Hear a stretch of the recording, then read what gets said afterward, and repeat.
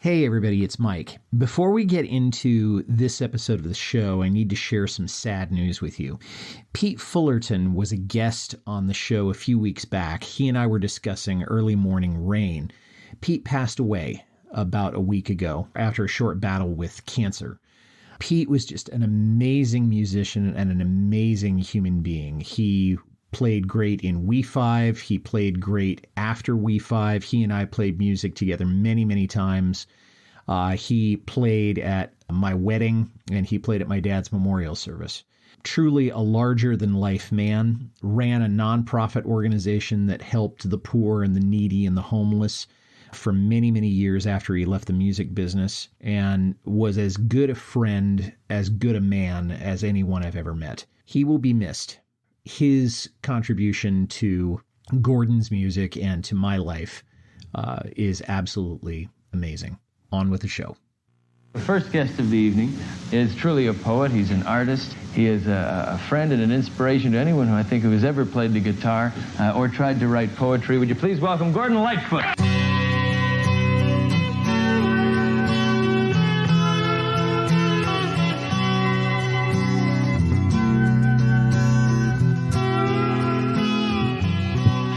The legend lives on from the Chippewa on down of the big lake they called Gitchagumi.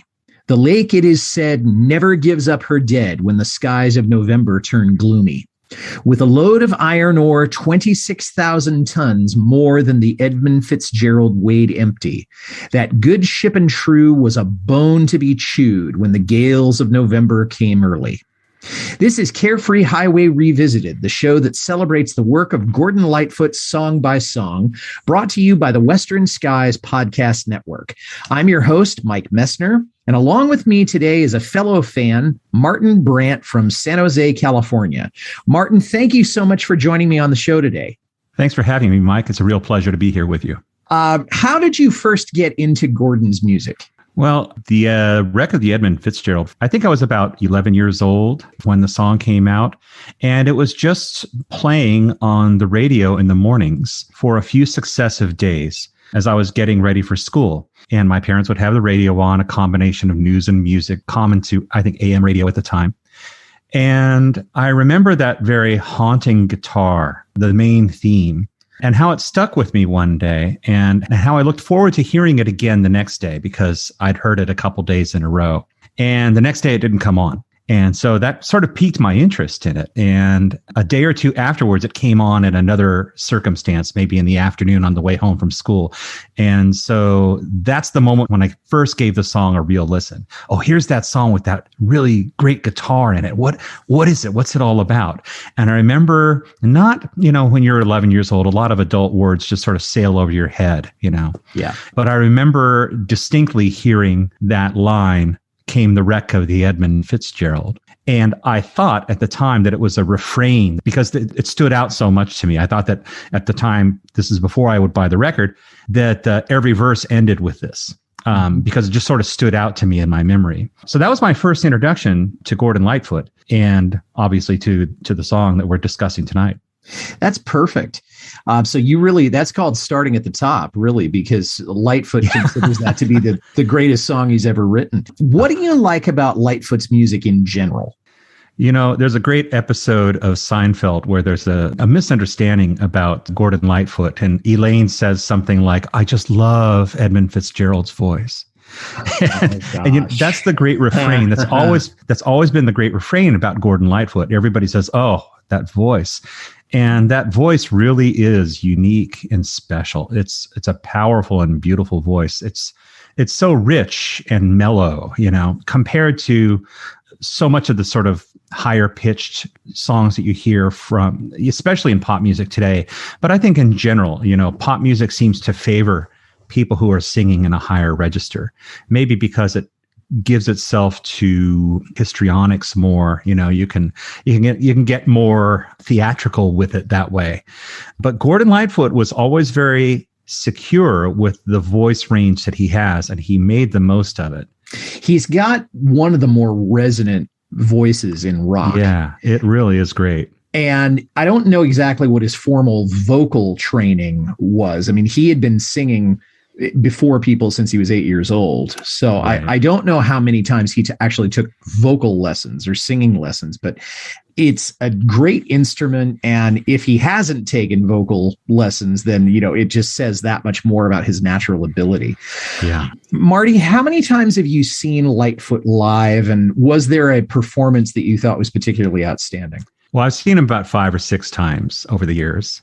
The first time was the one that stands out. I was maybe 13 years old at the time. And of course, the wreck of the Edmund Fitzgerald had, quickly ascended to the top of my song rankings in terms of favorites. Mm-hmm. And my Aunt Molly decided as a gift to take my brothers and me to the San Francisco War Memorial Opera House to go see Gordon Lightfoot. Okay. And the whole weekend was really epic. I mean, there are other stories involved in that weekend that have nothing to do with the concert, but the concert itself was just wonderful. And we were maybe in the back row of the balcony. We were about as far away from Gordon Lightfoot as you could get. Uh-huh. And I just remember watching, with such intensity, every single thing that I could get about the show, his shirt, sort of a Western shirt with kind of, those little, that piping that comes down. And seeing for the first time a guitarist switching guitars and wondering what's that about? Why does he change guitar? What do you need more than one guitar for? And seeing the band, I remember there was a little joke he did at one point. He says, I'd like to introduce the members of the band. And then he introduced the members of the band to one another, and they all shook hands on stage. Oh, God. Everybody had a great That's laugh, cute. Okay. And of course, getting to hear my favorite song, The Wreck of the Edmund Fitzgerald, was the highlight of the evening for me. So yeah, I owe that one to my Aunt Molly and my brothers who were there. And we just had a great time. Sometimes the one that stands out is going to be the first time, Have you ever met Lightfoot? Oh, no, I wish I had. How about you? Have you? No, I never have. And sadly, I doubt I will at this point because he's getting on in years. And I don't know how many more, meet and greets he does when he's on tour. But if he's listening to this, maybe he'll let me come backstage and meet him. But, I saw him a couple years ago in San Jose, and his voice is not what it once was, but he's still out there giving it his best. And, I just think that it's such a gift to be able to do that for a living, to go out on stage and play music and make people happy with it. To me, if you can claim to have done that with your life, then you won. You won at life. Yeah, and he really is, and he's been doing this for so long, and he's come through a lot of health problems, and now he's recuperating from a surgery, and he's, I think, going to be back on the road in early 2022. So the legacy is just immense that he's able to, have touched so many people with his music over the years. Well, then you and I should make it a point. If he's going to go on the road in 2022, we need to make sure to hang out backstage after the show. There you go. Find the tour bus and just wait there. Be one of the hangers on, and we see if we can get our shot. Right? Yeah, there you go. And hey, why not? We got nothing to lose. So now let's talk about this song, The Wreck of the Edmund Fitzgerald, which for my listeners, it's the music you've been hearing at the beginning of every episode of the show. And I wanted to talk about, what it means to each one of us. Now, you talked about hearing it as a young teenager or adolescent, and it was very impactful, because of course it was a number one hit at the time. I mean, for me, I think just the fact that it's a story song and it kind of has a beginning, middle, and end. Yeah. And it's based in historical fact, as we'll see a little later on tonight. There are some liberties that Lightfoot took. Most of them are very understandable. They're poetic ones. Is there something that you can put your finger on about why you like that song in particular, besides what we've already talked about tonight? Yes. You mentioned that it's a storytelling song, or that is a story song.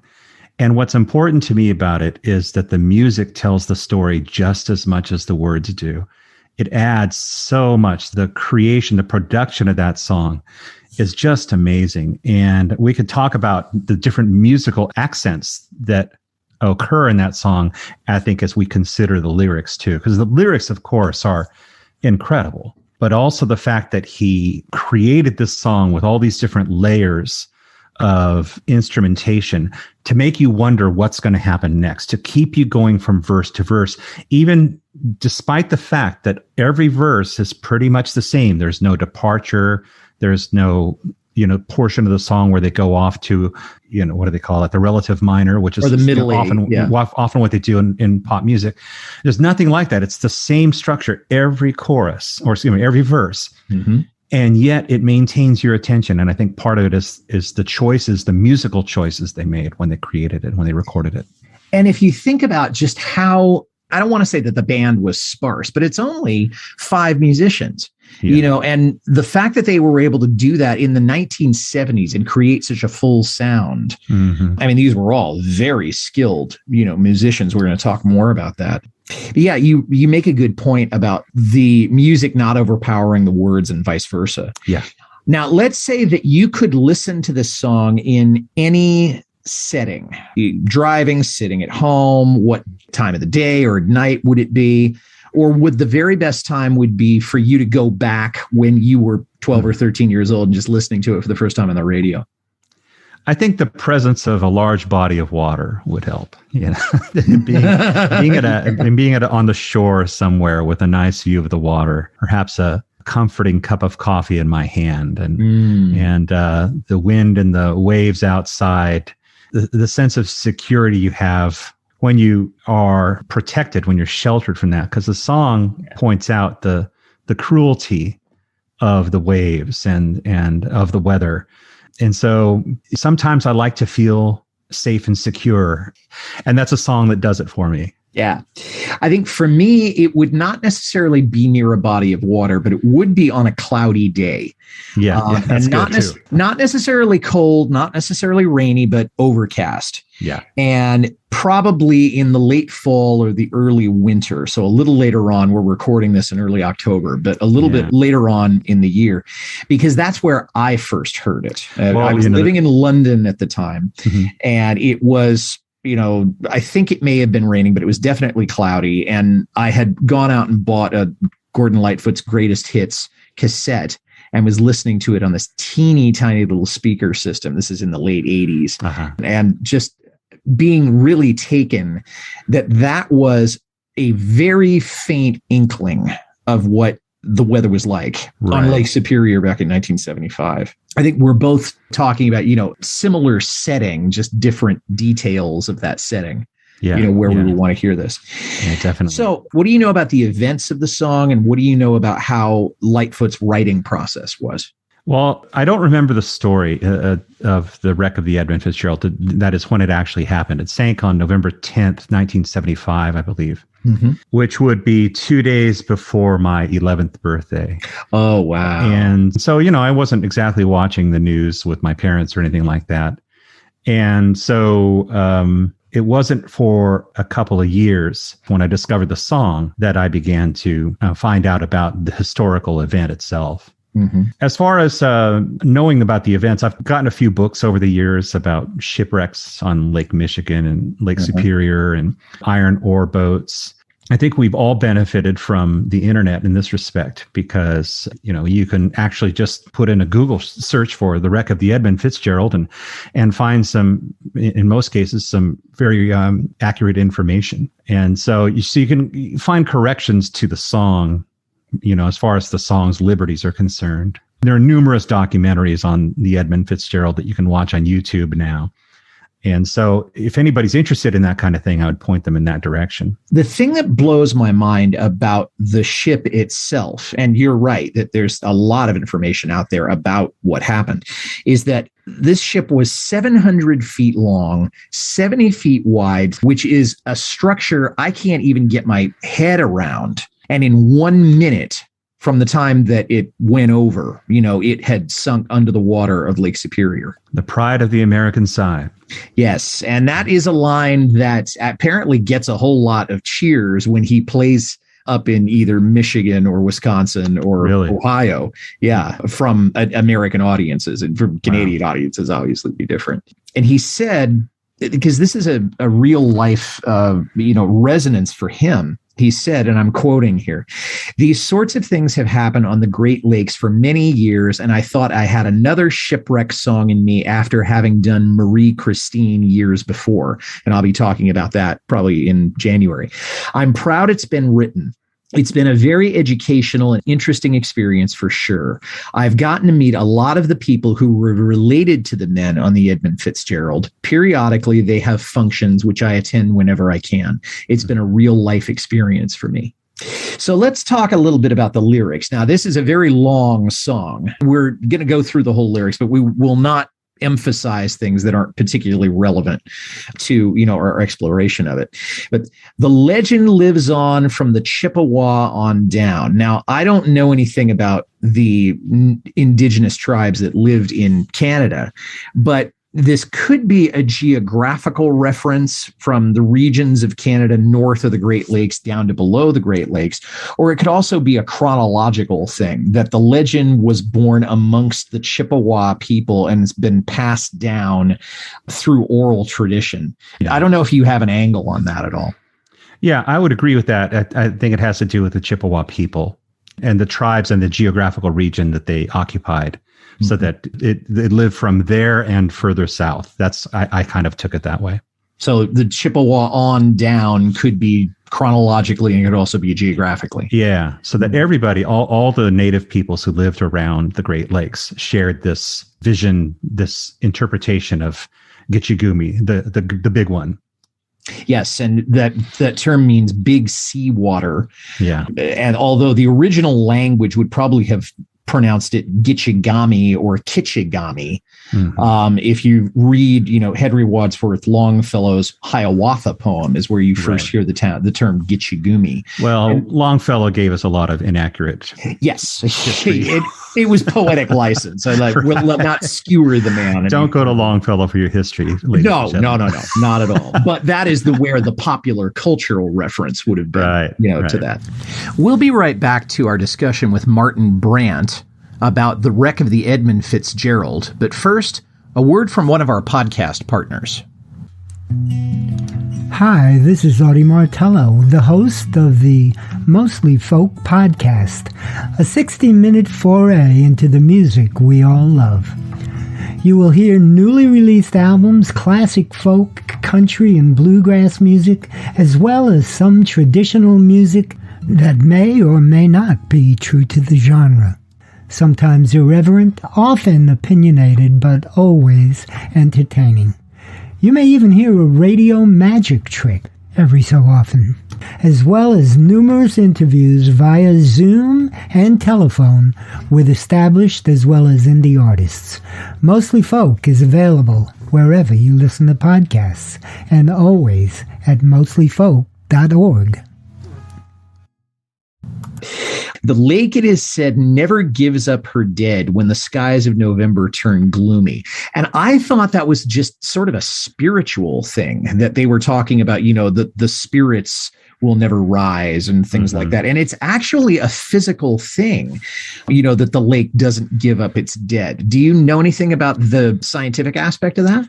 Well, no, but I just know that you won't be found. You go beneath those waves and that's all she wrote. Mm-hmm. The lake does not give up her dead. She is a very jealous god, I suppose you could say, and once the lake decides she's had enough of you, she'll take you and keep you. Yeah, and that is true in a storytelling sense, but it's also scientifically accurate because when someone drowns, after a few days, the body will float to the surface because there's bacteria that are decomposing the body and they're producing bubbles. Lake Superior at that time of year is too cold to allow those bacteria to thrive, which is why the bodies were never found. Wow. To this day, we still have not found them. Now, we're not going to get into anything conspiratorial. Okay, these men had drowned and they're dead and gone. But I thought it was an interesting level, to the story of, the lake never gives up its dead. Right.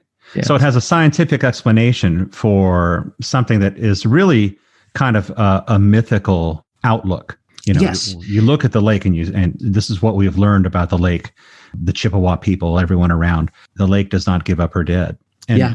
it just turns out that there happens to be a scientific explanation for this mythology. Yeah, it's science and mythology. You're absolutely right. And I use mythology as a, as a positive thing. Right. It's not a pejorative. Right. You understand that. With a load of iron ore 26,000 tons more than the Edmund Fitzgerald weighed empty.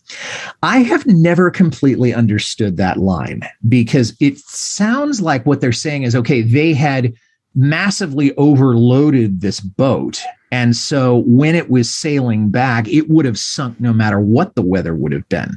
So what's this talking about? Well, I always just thought this is the load she was carrying, 26,000 tons.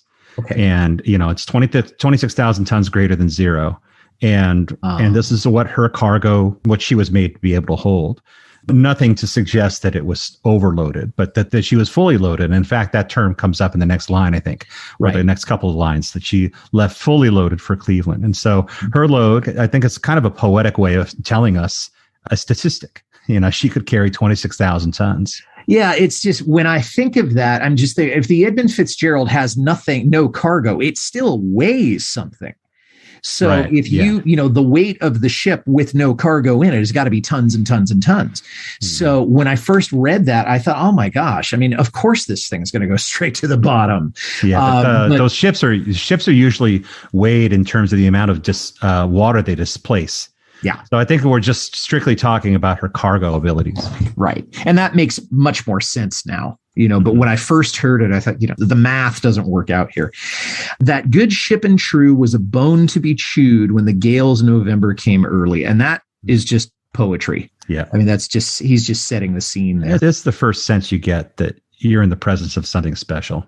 Yeah. And it's also kind of this foreboding, right. This isn't going to end well. Right. In fact, that's another thing that's so great about this, is that he tells you in the first verse. It's a spoiler. He spoils it for you in the first verse, but he knows it's so damn good that he's going to keep on going and you're going to listen. Well, yeah. And I think a lot of people by that time in the audience had either read the Newsweek story or had seen it on the news or something like that. So this was not headline news. But again, he was setting the tone for as if the music hadn't done it by that time. Right. The ship was the pride of the American side, coming back from some mill in Wisconsin. Well, that's the first part we get that is not entirely accurate, because lake freighters that carry iron ore pellets, which is what the Edmund Fitzgerald was carrying, don't have anything to do with mills directly. They're loaded at ore docks, not at mills. So coming back from some mill in Wisconsin, it may have been coming back from Wisconsin, some port in Wisconsin, but it was not coming from a mill. In a way, we're really kind of nitpicking. But we should probably find out where she was coming from and see if it fits rhythmically with the rhyme, because maybe Wisconsin just fits the rhythm. Yeah. As the big freighters go, it was bigger than most, with a crew and good captain well seasoned. What do you know about the captain, that was in the... Ernest McSorley. Yeah, I only know him by name, as I know him simply as the captain who was at the helm when the Fitzgerald sank. Do you know anything about his background or his experience? It says he was well seasoned. Clearly, he'd been on the lakes for a long time. Yeah. Okay. And I think he commanded a whole bunch of ships before he was, joined the Edmund Fitzgerald. So this was not a greenhorn. This is somebody Fitzgerald. Yeah. And the Fitzgerald was the biggest ship on the lake at the time, or on the lakes. There have since then been ships that have gone bigger than she was, but at the time she was the biggest one on the lake. Concluding some terms with a couple steel firms when they left fully loaded for Cleveland. That is true, but it's misleading, because the ship was not going to deposit the iron ore in Cleveland. It was going to Zug Island, which is a place near Detroit. And then it was going to unload the iron ore. Okay. And then it was going to go to Cleveland, and it was going to spend the rest of the winter there. Okay. And then it was going to go back out, I guess, sometime in the spring or maybe the late winter, right after the storms. They put all those ships in harbor throughout the late fall and the winter months. And they should. Yeah. Because of the reasons that we're talking about here.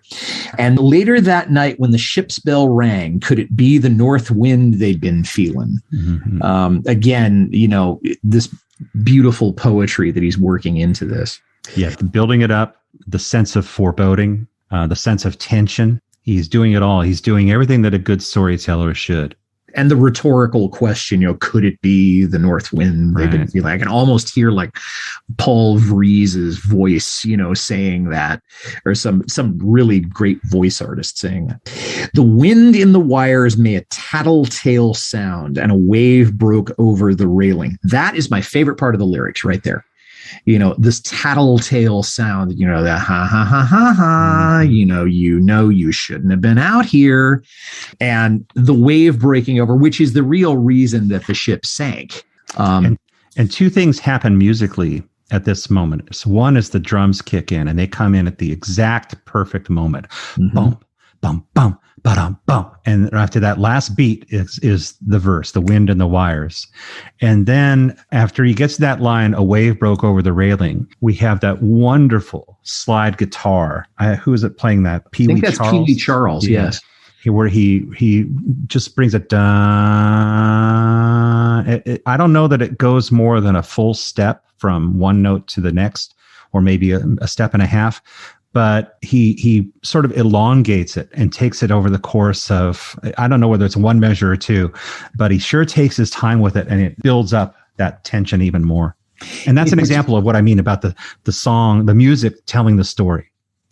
If it's written in a 6/8 time, then I think it would be 2 measures. And the thing about the pedal steel, for years, I didn't think it was pedal steel. I thought it was organ.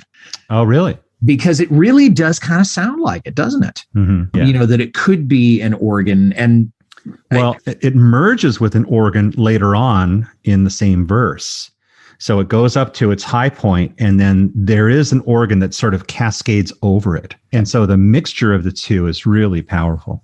Yeah, they don't list an organ in the Summertime Dream personnel. So maybe then I'm making the same mistake that you were, that I thought it was an organ, but maybe it's just that pedal steel getting a different tone that sounds, as you said, like an organ.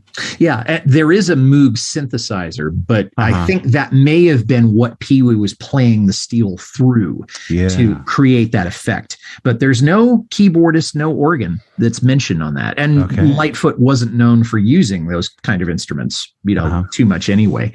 And every man knew, as the captain did too, 'twas the witch of November comes stealing. This is horror movie material, and then Pee Wee Charles goes up to the high register with the slide again. Yeah, or however long it does.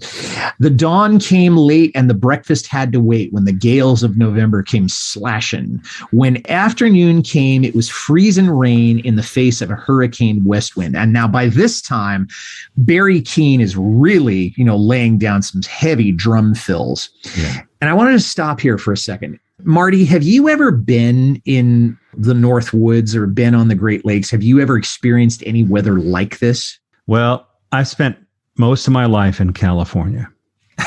So have I.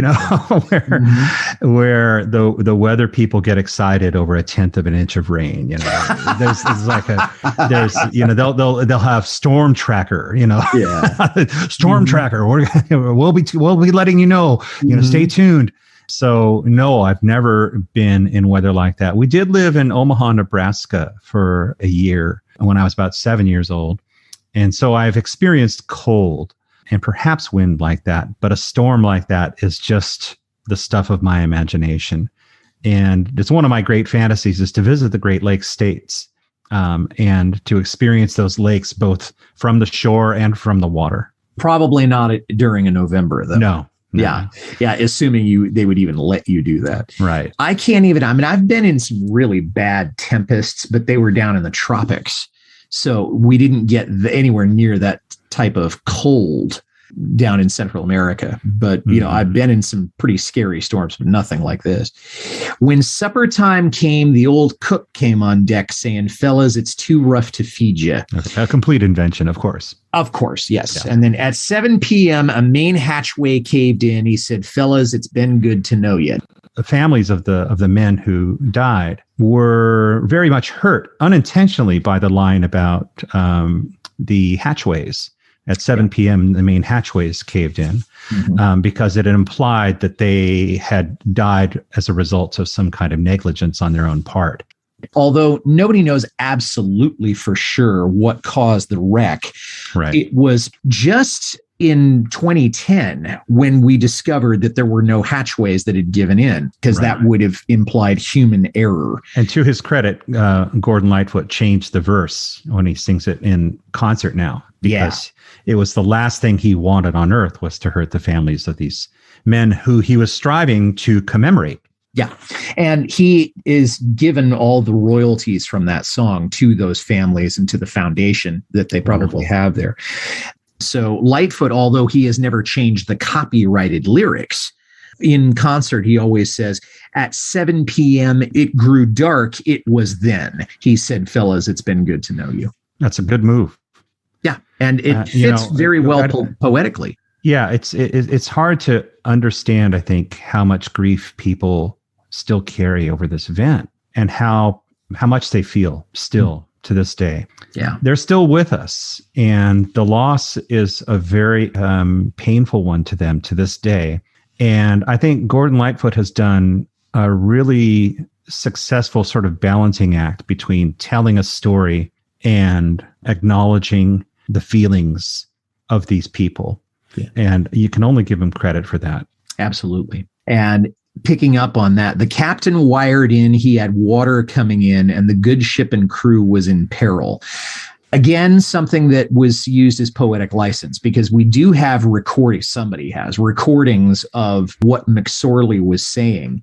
In the last couple of minutes before the ship sank, he said that he and the crew were holding their own. He didn't mention anything about water coming in. He didn't say anything about them being in peril, although I'm sure the thought crossed his mind that we need help. How on earth could they get any help? I mean, what could anybody do? Even if they had been able to make it out to the ship. Right. And later that night, when his lights went out of sight, came the wreck of Edmund Fitzgerald. Well, not much later, because the ship sank in less than a minute.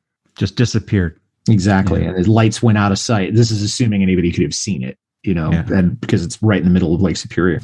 We'll be right back to our discussion with Martin Brandt about the wreck of the Edmund Fitzgerald. But first, stepping away from folk music here for a second. When you're not listening to the music of Gordon Lightfoot, are you a fan of true crime, cults, paranormal experiences, conspiracies, and all things sinister?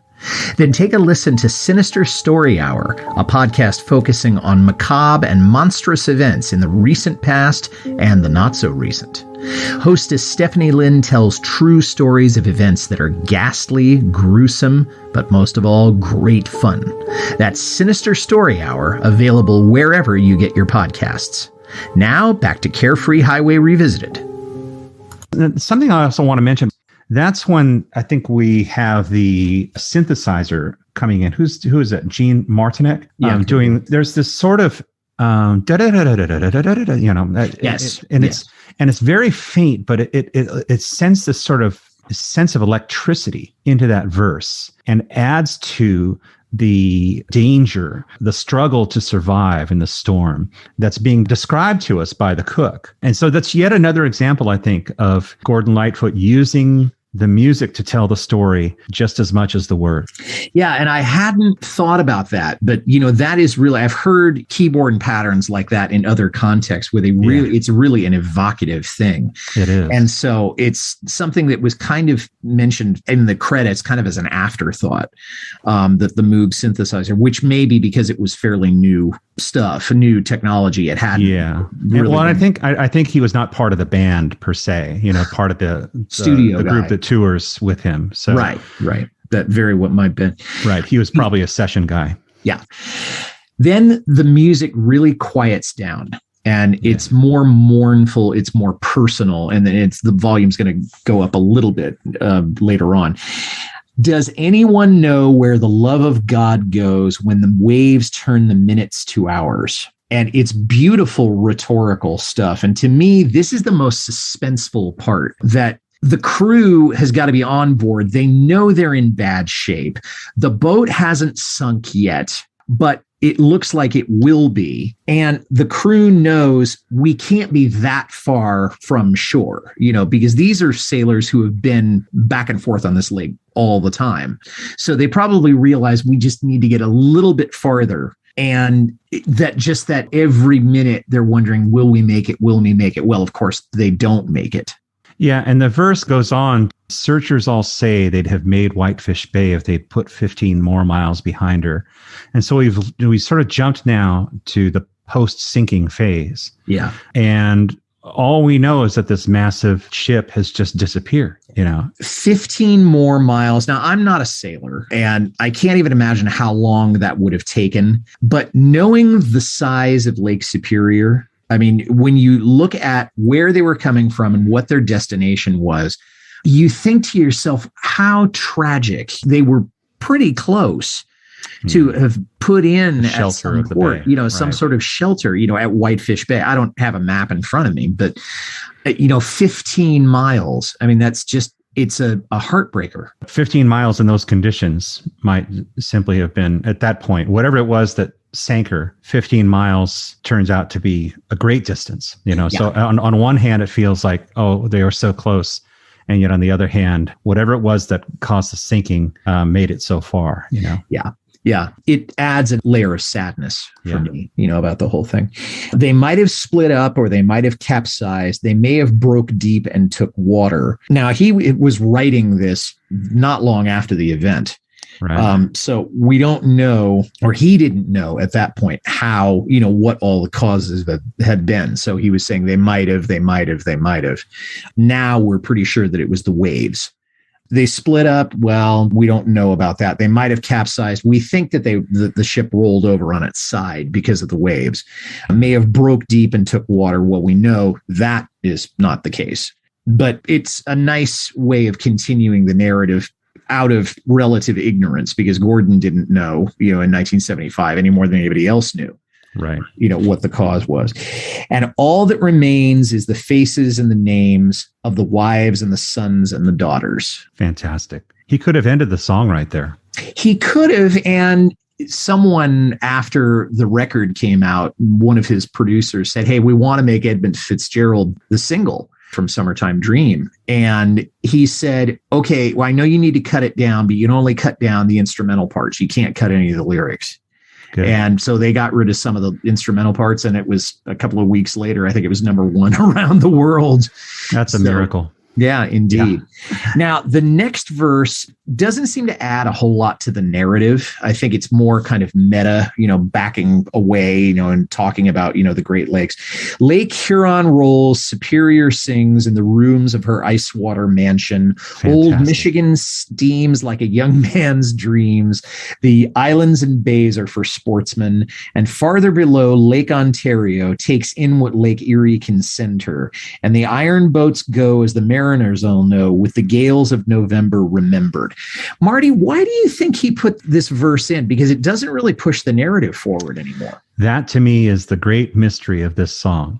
What is up with that verse? And I think the answer is that Gordon Lightfoot knew it was too damn good to cut. It does not advance the narrative. It could also be a suitable ending to the song. The iron boats go, as the mariners all know, with the gales of November remembered. Fade out. But I think he must have known that the song needed a different ending, something more solid. But those lines are just so poetic. The rooms of her icewater mansion. That kills me every time I hear it.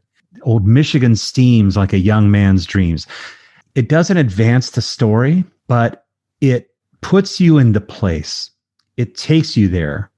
It makes you, if you're a California kid living in the burbs in the 70s, watching Love Boat and Fantasy Island, it takes you someplace that matters, some place that has some kind of spiritual power. The native peoples were very wise to understand these phenomena as having sort of a consciousness and sort of knowing them as some kind of conscious force that they lived with. And I think he gives us a sense of that in this verse. It's just spectacular.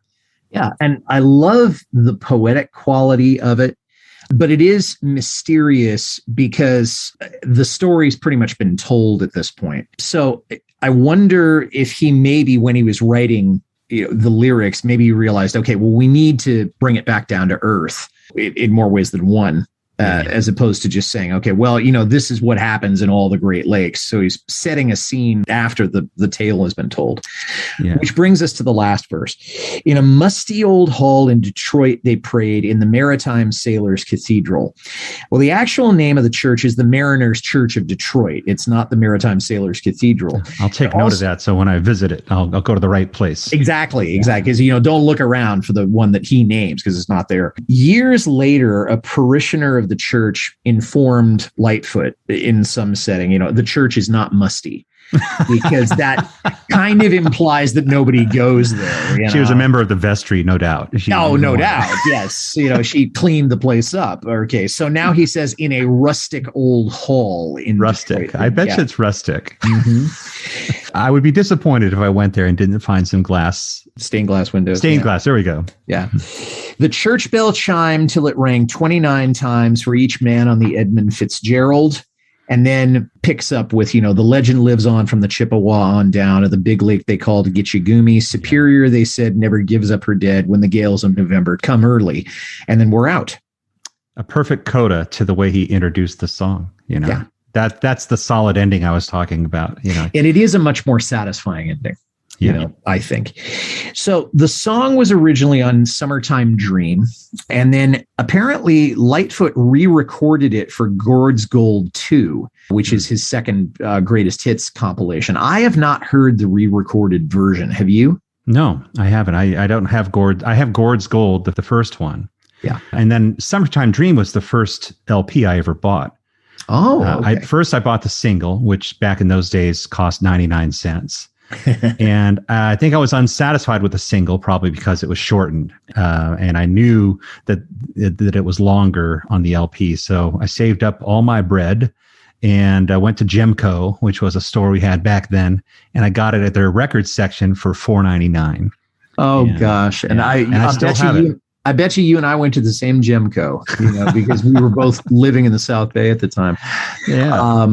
And then just the sales and charting, and of course this was released as a single, but the statistics really speak for themselves.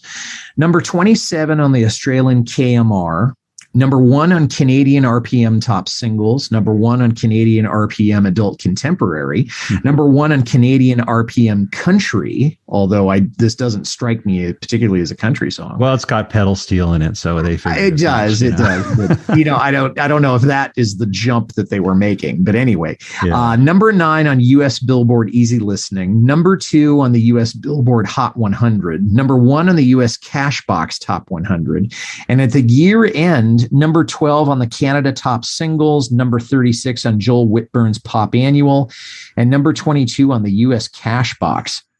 Woo! Yeah. I mean, that is for a song about a shipwreck. For a song about a shipwreck, yeah.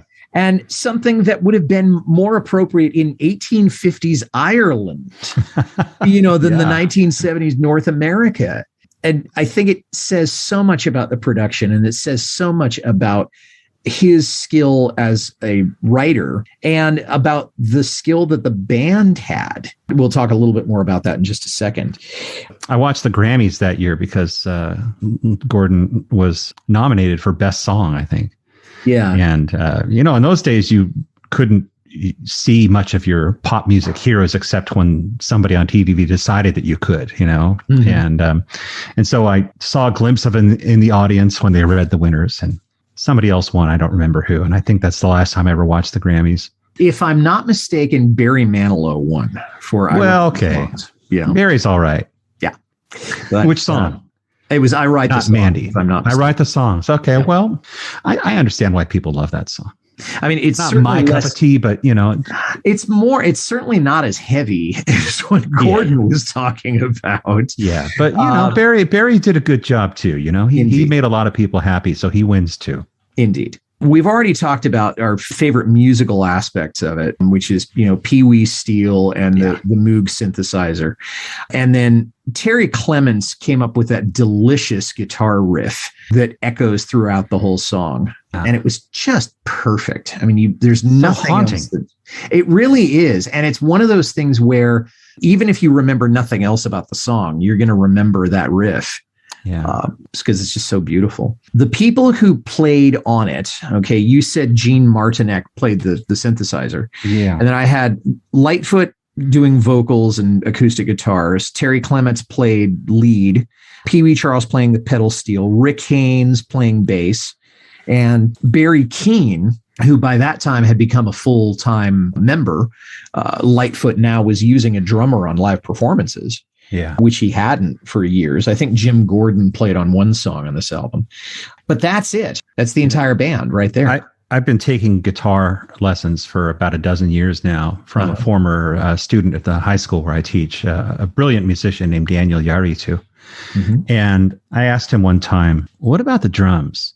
Because I'd seen a band do a song that I really liked and they didn't bring a drummer on stage with them or on tour. Mm-hmm. And so I asked Danny, I said, hey, what do you think of drums? And he says to me, drums are everything. Drums bring so much to a song.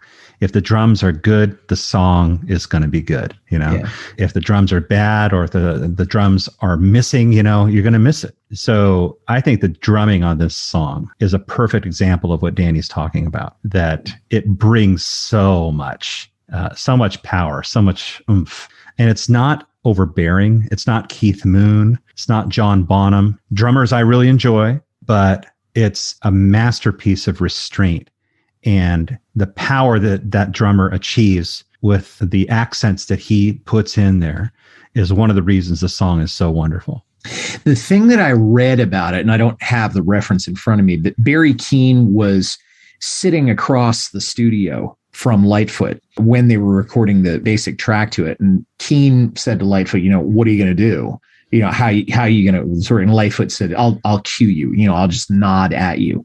Yeah. So there was never any planning, just saying, okay, well, this is what I want your fill to sound like. So I think it says volumes about Barry Keane and his instincts as a musician. Yeah, I agree. Okay, Marty, now here comes the part where if you have your notes, feel free to cheat. If you don't, then, we're going to see if we can get this. How many times has Gordon Lightfoot played this song in concert, according to setlist.fm? I didn't do my homework, Mike. I'm sorry. That's okay. I mean, I'm a teacher. You're a teacher. We both are familiar with kids who don't do their homework. I will consult my internet sources. I'll write it 100 times. Well, how many times a year does he perform? The song's been out for about 40 years. Probably performs about I'd guess at least 200 nights a year. So 800 times. Not bad. That's actually pretty good. 892 times. Hey. Oh, yeah. Pretty good. First time was at the Montreux Jazz Festival in Montreux, Switzerland. Oh, and I've sweet. I haven't been to the festival, but I've been in that concert hall. And I have sung in that concert hall, and I can just see the kind of impact that it would have on a room like that. And then most recently was the last gig that he did before he went and had surgery on his hand, which was at the Surf Ballroom in Clear Lake, Iowa on July 22nd, 2021. Wow. Yeah. I saw him right before the pandemic in, I guess it was 2019 in San Jose. Mm-hmm. So I didn't notice anything was wrong with his hand. So he had surgery, huh? Yeah, and that may have been carpal tunnel. It may have been, I don't know the backstory on that, but I know that his gigs have been postponed because he's still recuperating from that. It's been re-recorded by at least 19 different artists, but most of the ones that I saw that had re-recorded it kind of obscure to, a West Coast folk music fan. Okay, so the ones that were vaguely familiar were Laura Cantrell, the Dandy Warhols, Perry Novak and Bob Volkman, and Robin Wakefield, and then a few other people that I had never heard of, quite honestly. I personally cannot imagine anyone living or dead, doing a passable version of this.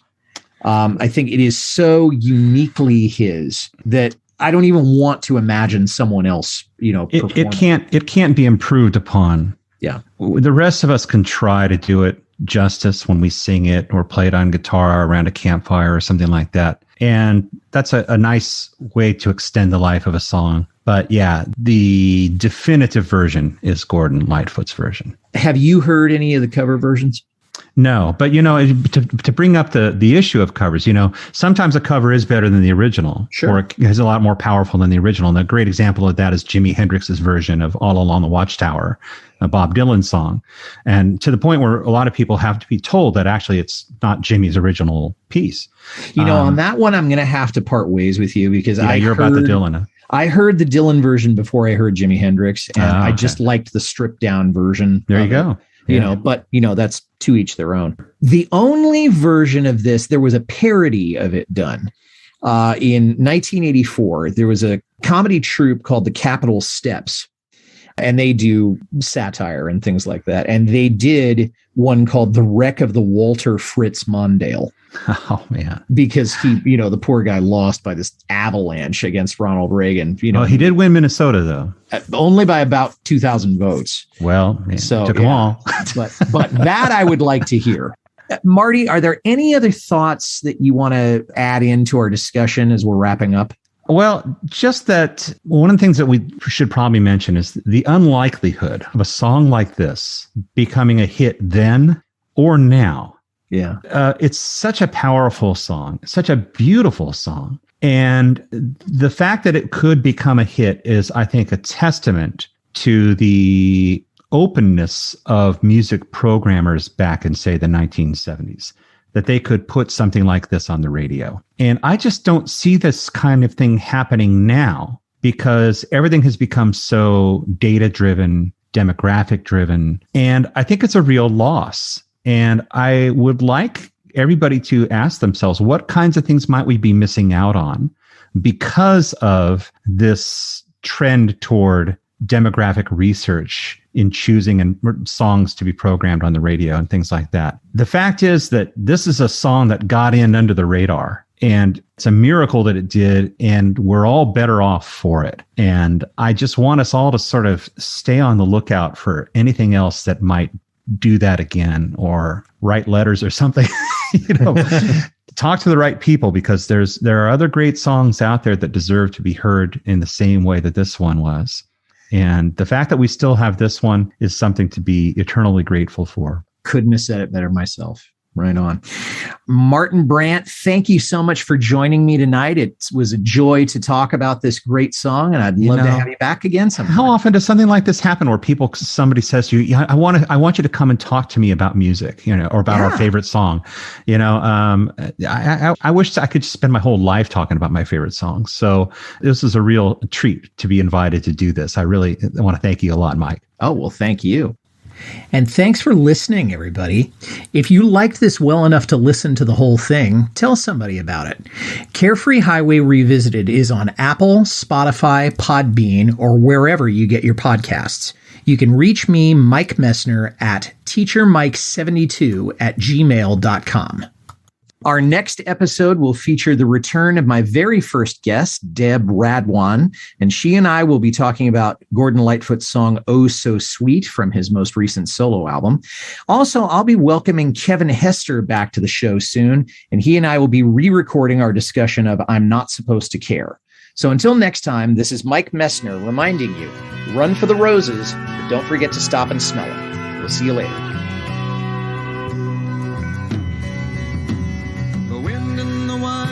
A tattletale sound and the wave broke over the railing, and every man knew, as the captain did too, 'twas the witch of November come stealing.